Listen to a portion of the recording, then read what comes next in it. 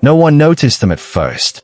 Four black cleaning ladies walked quietly through the wide glass doors of a luxury hotel in downtown New York. Their uniforms were simple. Their shoes were worn. Their hands showed years of hard work. People passed by them without looking twice. Some guests moved aside like they were invisible. Some looked at their phones. Some acted like they were not even there. This was normal for them. They cleaned offices at night, hotels in the morning, sometimes homes in the afternoon. Life had taught them one lesson very early. Work hard. Stay quiet.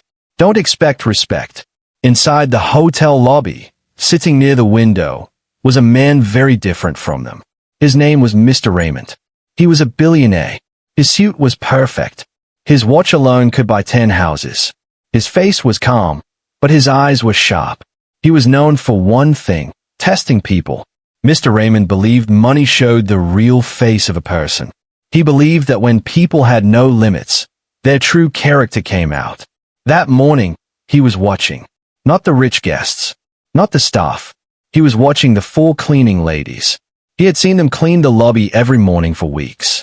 He noticed how people ignored them. How no one said thank you. How security watched them more than the guests. That day, he decided to do something unusual. He stood up. The hotel manager rushed toward him. "Yes, sir. Is everything okay?" Mr. Raymond smiled. "Call the four cleaning ladies. Ask them to come here." The manager looked confused. "Sir." "Please," Mr. Raymond said calmly. Minutes later, the four women stood in front of him. They looked nervous. They had never stood this close to a man like him before. Woman 1 was young, loud, always talking about fashion. Woman 2 liked attention and dreamed of a better life. Woman 3 was quiet but curious, her eyes always searching. The fourth woman stood slightly behind the others. She was older. Her face showed pain and strength. Her hands shook a little, but her eyes were steady. She said nothing. Mr. Raymond looked at all four of them. Then he did something no one expected. He placed 4 black cards on the table. The room went silent. Even the hotel staff froze. Everyone knew what a black card meant. No spending limit. No questions asked. The women stared at the cards like they were not real. "These cards are yours," Mr. Raymond said. The women gasped. Woman 1 smiled wide. Woman 2's mouth dropped open. Woman 3 whispered, "Is this a joke?" The fourth woman said nothing.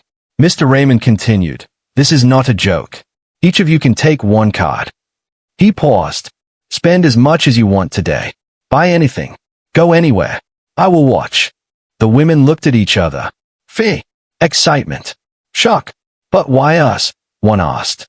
Mr. Raymond leaned back. "Because I want to see something." The women slowly took the cards. Woman 1 hugged hers. Woman 2 kissed it. Woman 3 laughed nervously. The fourth woman held the card gently, like it was heavy. "There's only one rule," Mr. Raymond said. "When the day ends, you come back and tell me what you bought." Security escorted them outside. As soon as they stepped out, everything changed.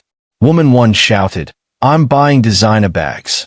Woman 2 said, "I'm getting a new phone and diamonds." Woman 3 said, "I don't even know where to start." They laughed. They talked fast. They dreamed out loud.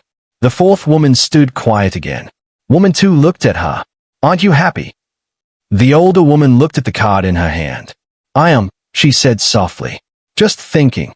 "Thinking about what?" Woman 1 asked. The older woman looked up. "About what money is really for." The others laughed. "This is our lucky day." Woman 3 said. They entered the mall together. Luxury lights. Expensive stores. Shiny floors. The first 3 women rushed toward fashion brands. The fourth woman stopped. She looked around slowly. Then she turned. Not toward the shops, but toward a different direction. Toward the exit. Mr. Raymond watched from afar. His smile slowly disappeared. "Where's she going?" he asked. No one had an answer.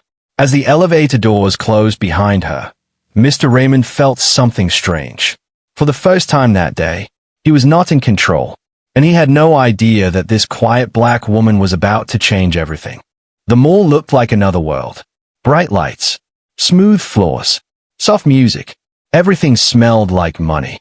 For the first time in their lives, The 4 cleaning ladies were not asked to clean anything.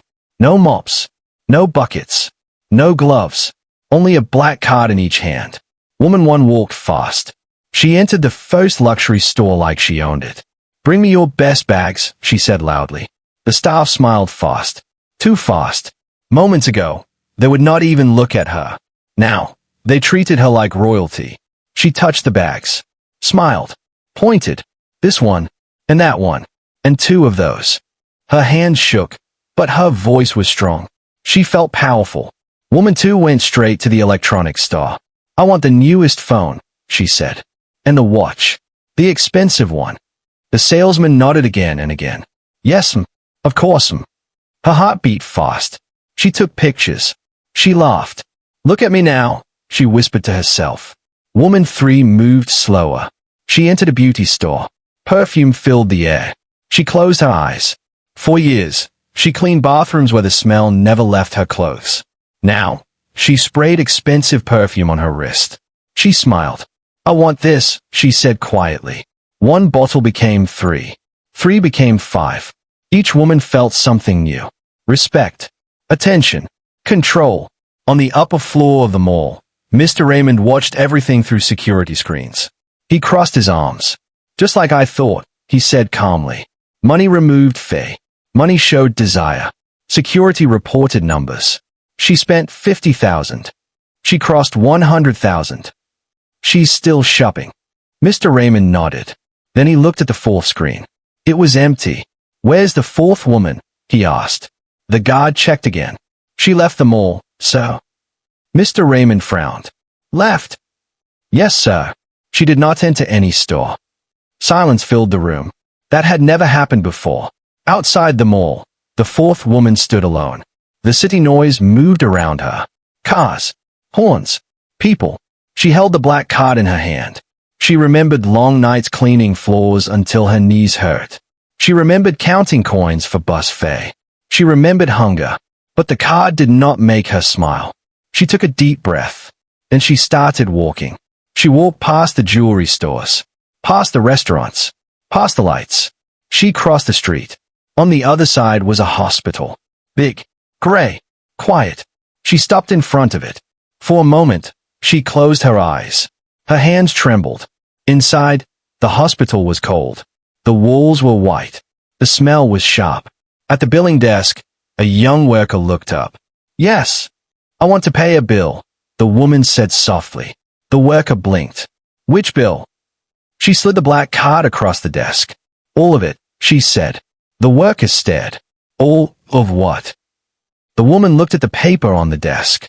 "A young boy," she said. "He was hit by a car 2 days ago." The worker checked the system. Her eyes widened.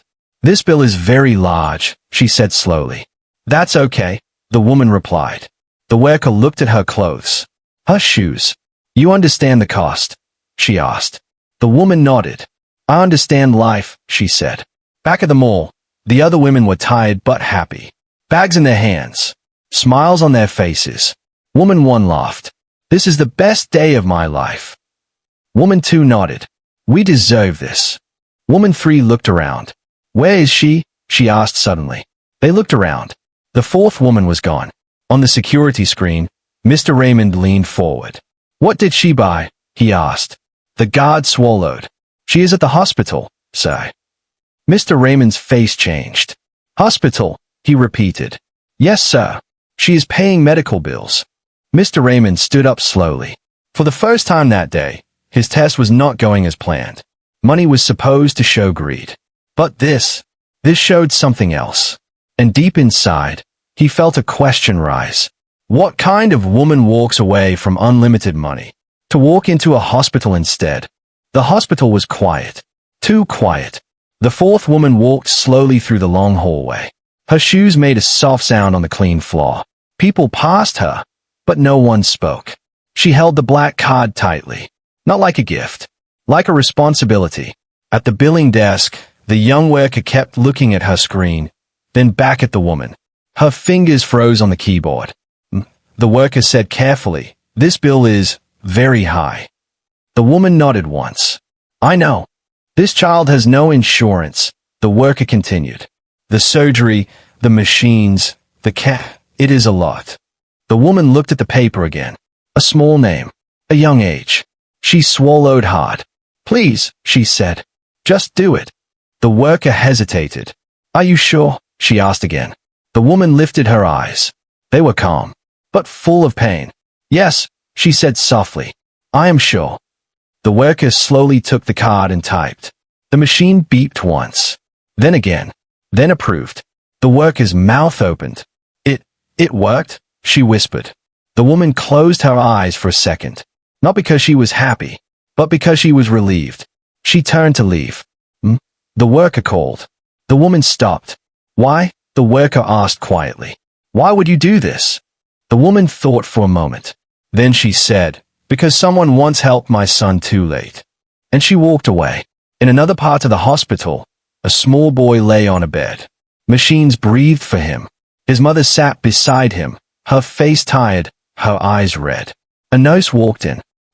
The nurse said gently, your son's bill has been paid. The mother looked up, confused. Paid? She asked. By who? The nurse shook her head. I don't know.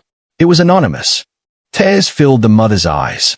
She held her son's hand and whispered, thank you, whoever you are. Outside, the fourth woman stood near the hospital door. She watched people come and go. She felt the cold air on her face. She did not smile. She pulled her phone from her pocket. The screen was cracked. Old. She opened a photo. A young black boy smiled back at her. Her son. Today, she whispered, I chose you again. Back at the mall, the mood was very different. The first three women sat at a cafe. Shopping bags surrounded them. Woman 1 showed off her bags. This one cost more than my rent. Woman 2 laughed. I don't even know how much I spent.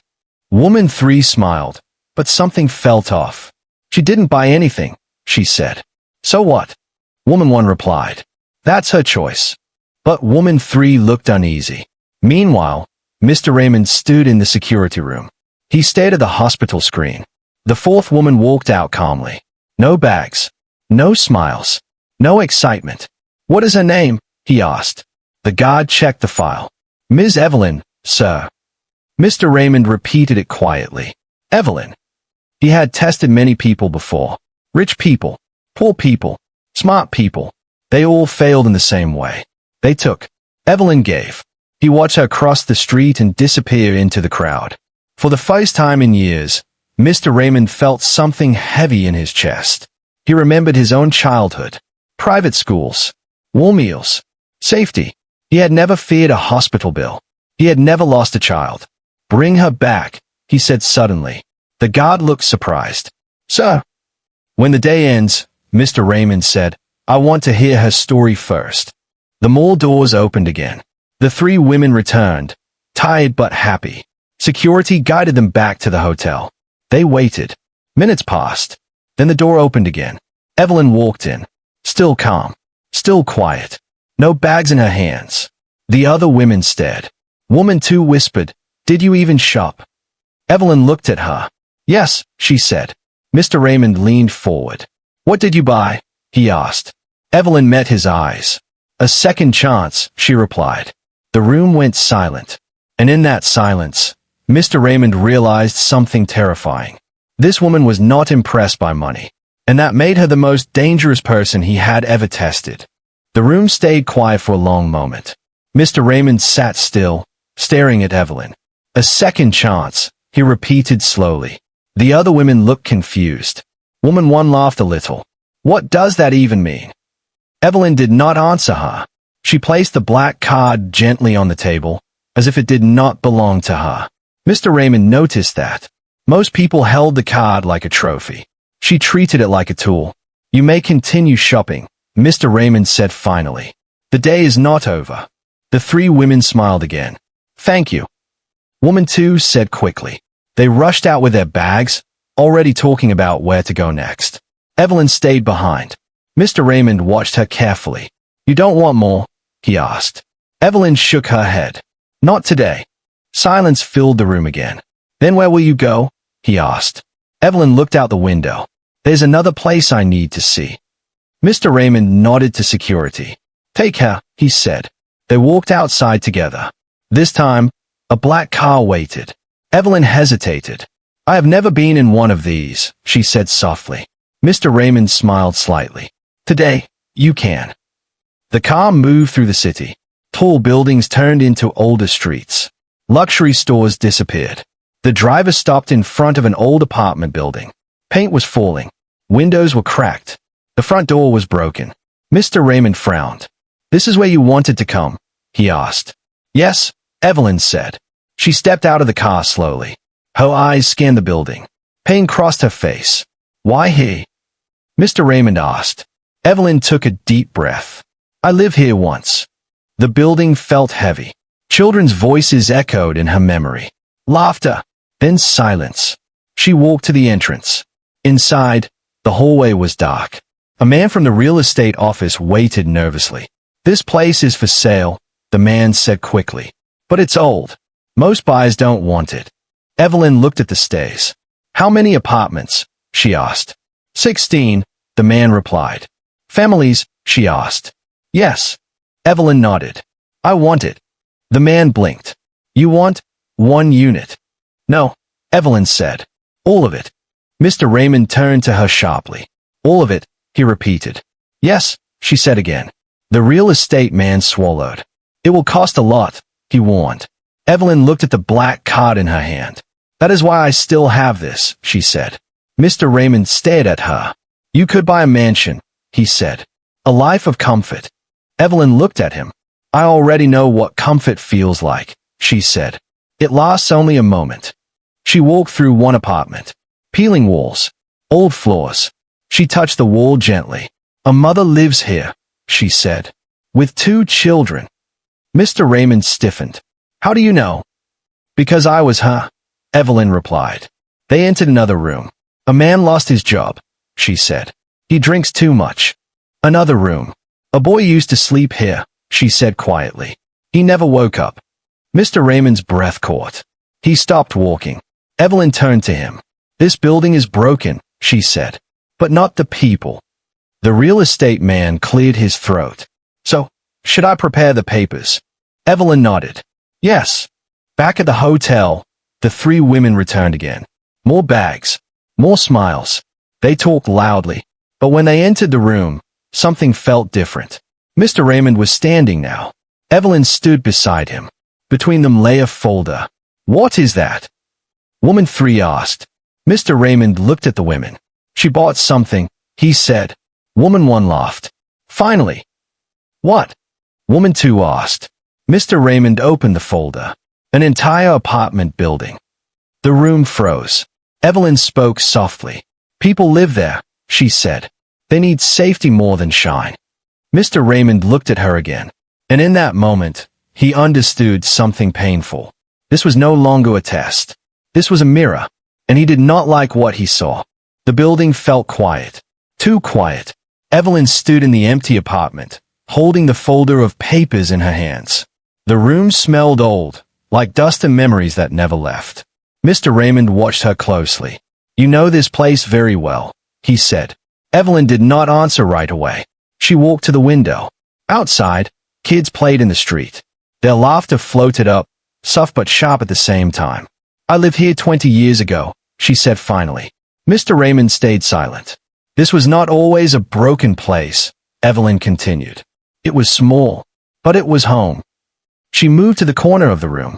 My son used to sleep here, she said. Her voice stayed calm, but her hands shook. He was 9. Mr. Raymond felt his chest tighten. What happened? He asked gently. Evelyn closed her eyes.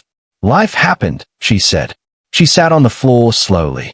I worked 2 jobs, she continued. I cleaned offices at night and stores in the morning. She smiled without joy. I thought if I worked harder, life would become kinder. She looked up at Mr. Raymond. It didn't. Her son walked home alone one evening. Gunshots filled the street. Wrong place. Wrong time. They said it was fast, Evelyn whispered. They always say that. Silence filled the room. Mr. Raymond could not move. For weeks, Evelyn continued. I came back to this building and waited. She pointed to the door. I thought he would walk through it. She laughed softly. I cleaned blood from floors that night, she said. Not his. Someone else's. Mr. Raymond swallowed hard. That day, Evelyn said, something broke in me. She stood up. I stopped asking for things, she said. I stopped dreaming. She looked at the walls again. Other mothers lived here, she said. Just like me. She walked into the hallway. They lost sons. Brothers. Hope. She turned back to Mr. Raymond. This building became a waiting room for grief. Mr. Raymond leaned against the wall. I never knew, he said quietly. Evelyn nodded. Most people don't, she said. They don't ask. She held the folder again. When I saw this building for sale, she said, I knew why I still had the card. Mr. Raymond looked at the card on the table. And what will you do now? He asked. Evelyn's eyes sharpened. I will change what I can. She spoke slowly. This building will be safe, she said. No gangs. No fee. She continued. Mothers will not choose between food and rent. Mr. Raymond felt something crack inside him. You could have left this behind, he said. You could have chosen comfort. Evelyn looked at him. I tried that once, she said. It didn't heal anything. Back at the hotel, the three women talked excitedly, but their voices sounded empty now. Woman 3 kept thinking about Evelyn. She doesn't act like us, she said quietly. No, woman 1 replied, distracted. She acts like she knows something we don't. Later that evening, Mr. Raymond sat alone. He looked at the city lights. All his life, he believed money fixed everything. But this woman used it to open wounds. And somehow, to heal them. He remembered his own childhood again. Safe streets. Private schools. No fee. He stood up. Find the best lawyers, he told his assistant. And the best builders. The assistant looked confused. For what, sir? For her, Mr. Raymond said. For the building. Back at the apartment, Evelyn stood alone. She touched the wall one last time. I came back, she whispered. Not to cry, but to fight. Her phone buzzed. A message. Unknown number. You are not alone anymore. She looked at the screen. And for the first time that day, Evelyn smiled. But she did not know yet. The biggest test was still coming. Morning light filled the hotel conference room. Mr. Raymond stood near the window, holding a cup of coffee he had not touched. His eyes looked tired. He had not slept well. Evelyn sat across from him. Calm, quiet, strong. Between them lay the black card. Mr. Raymond broke the silence. You have already spent more than anyone I have tested, he said. But not on yourself. Evelyn nodded. That was never the plan. Mr. Raymond leaned forward. Then tell me, he said. What is the plan? Evelyn reached into her bag and placed a small notebook on the table. The pages were old. I wrote this years ago, she said. After my son died. Mr. Raymond listened carefully. It is not a dream list, she continued. It is a promise. She opened the notebook. Page after page held names. Addresses. Short notes. Mothers, she said. Children. Families who had nowhere to go. Mr. Raymond felt his throat tighten. You remembered all of them? He asked. I had nothing else to keep, Evelyn replied. She closed the notebook. Today, she said, I want to turn this promise into something real. She slid a paper toward him. What is this? Mr. Raymond asked. A law office, Evelyn replied. They are waiting for us. The car ride was quiet. No guards. No phones. Just the city moving past them. They stopped in front of a tall glass building. Inside, men in suits waited. Evelyn walked in like she belonged there. Mr. Raymond followed. The head lawyer smiled politely. How can we help? He asked. Evelyn took a deep breath. I want to create a trust, she said.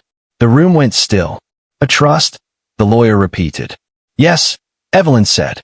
For housing, education, and legal help. Mr. Raymond stared at her. This is what you want to buy? He asked quietly. Yes, she said. Structure lasts longer than gifts. The lawyer asked, what will the trust be called? Evelyn paused.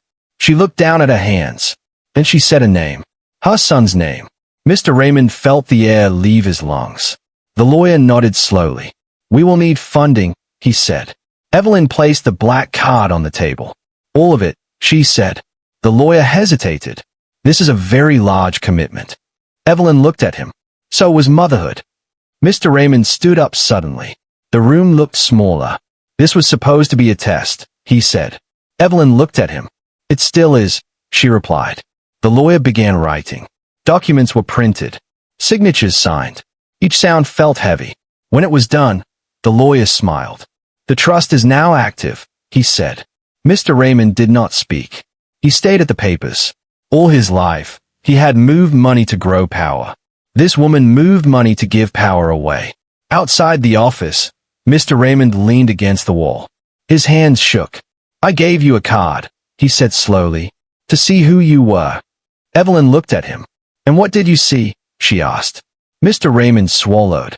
A woman richer than me, he said. Evelyn shook her head. No, she said. Just a mother. Mr. Raymond's eyes filled with tears. He looked away. I have built companies, he said. I have bought islands. None of it prepared him for this. He reached into his pocket. He took out his own black card. He placed it beside hers. This test is over, he said. But my part is just starting. Evelyn looked surprised. You don't owe me anything, she said. I owe myself, Mr. Raymond replied. Back at the hotel, the three women watched the news on their phones. A headline appeared. New trust launched to protect vulnerable families. No names yet. But one photo caught their attention. Evelyn, standing beside a man in a suit. Woman 3 whispered, she didn't just shop. She changed something. That evening, Mr. Raymond sat alone again. He looked at the city lights. But this time, he felt small. And for the first time in his life, he was grateful for it. The room was full, but it felt quiet. Reporters, lawyers, hotel staff. The 3 cleaning women stood near the back, holding their bags, unsure why they were asked to come. At the front of the room stood Mr. Raymond. He looked different now, less powerful, more human. Beside him stood Evelyn. No uniform, no jewelry, just calm strength. Mr. Raymond cleared his throat. I called everyone here, he began, because yesterday, I tried to test people. The room leaned in. I believe money showed who we really are, he continued. I believe power revealed truth.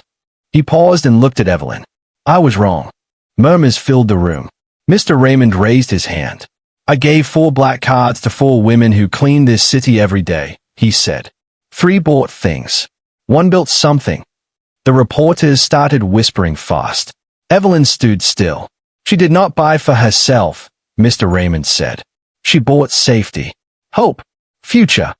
He turned toward her. Evelyn, he said, you changed me. The room went silent. Mr. Raymond reached into his pocket. He pulled out a document. This trust you created, he said, will now receive lifetime funding. Gasps filled the room. Evelyn's eyes widened. Mr. Raymond continued. All housing costs, education, legal help. I will support it for as long as I live. Evelyn shook her head slowly. This was never about me, she said. Mr. Raymond smiled softly. That is why it has to be you. He turned to the other 3 women. You were not wrong, he said. You chose joy. You chose comfort. They looked down, unsure. But yesterday, he continued. One of you chose purpose. He looked back at Evelyn. And purpose changes the world. One reporter raised a hand. Why give a cleaning lady this power? She asked. Mr. Raymond answered calmly. Because she already had it. The reporter froze. Evelyn stepped forward. She spoke softly, but every word landed hard. I cleaned floors, she said. But I watched people. She looked around the room. I watched who mattered and who didn't. She took a breath. Money did not make me better, she said. Pain did. Silence followed. Outside the hotel, the story spread fast. Social media exploded. Cleaner builds trust for families. Billionaire humbled by woman he tried to test. People argued. Some praised her. Some questioned her. Evelyn did not read the comments. She was too busy. Weeks later, the apartment building changed. Broken doors were fixed. Lights were added. Security arrived. Children played outside again. Mothers slept without fear. The trust helped families fight evictions. Helped kids go to school. Helped people stand again. Mr. Raymond visited often. Not as a boss. As a student. One evening, he stood beside Evelyn in front of the building. "You know," he said, "I used to think success was being above everyone." Evelyn smiled. "It's standing with them," she replied. He nodded. "I tested you," he said quietly. "But you tested me harder." Evelyn looked at the sky. "My son would have liked this," she said. Mr. Raymond said nothing. He understood. Across the city, the three other women watched the news. Woman 1 touched her designer bag. Woman 2 looked at her phone. Woman 3 smiled. "She didn't win money," she said softly. "She won meaning." Months later, Mr. Raymond removed the test from his life. No more games. No more tricks. Instead, he invested in people. Because one woman showed him something simple. Money can buy things, but purpose builds legacy. And Evelyn, she never stopped cleaning. Not floors, but lives. Final message. Never judge someone by their job. Some people are not poor in money. They are rich in soul.